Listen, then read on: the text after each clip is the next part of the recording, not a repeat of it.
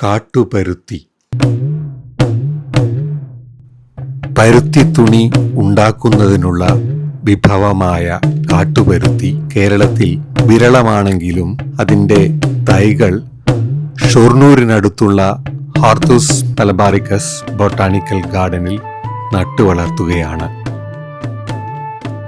17-ാം നൂറ്റാണ്ടിൽ രചിക്കപ്പെട്ട ഹോർത്തൂസ് മലബാറിക്കസിൽ രേഖപ്പെടുത്തിയിട്ടുള്ള കാട്ടുപരുത്തി ആയിരക്കണക്കിന് കൊല്ലങ്ങൾക്ക് മുമ്പേ സിന്ധു നദീതട സംസ്കാരത്തിലൂടെയും പ്രാചീന പെറുവിലൂടെയും ഈജിപ്തിലൂടെയും വ്യവസായ വിപ്ലവത്തിലൂടെയും മനുഷ്യചരിത്രത്തിൻ്റെ ഭാഗമായി.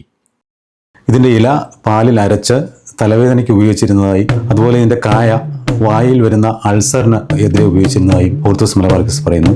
നീർവീക്കത്തിനും മുറിവിനും ഇത് മരുന്നായി ഉപയോഗിച്ചിരുന്നു. വൈദ്യ ശുശ്രൂഷയിൽ പരുത്തി ഒഴിവാക്കാനാകാത്ത ഘടകം. ഹോർത്തൂസ് മലബാറിക്കസ് ബൊട്ടാണിക്കൽ ഗാർഡൻ സന്ദർശിക്കാം. കേരളത്തിലെ അപൂർവ സസ്യങ്ങളുടെ ജൈവ സാന്നിധ്യത്തിൽ താമസിക്കാം. Thank you for watching the Hortus Malabaricus garden video. Let us meet with more stories next week.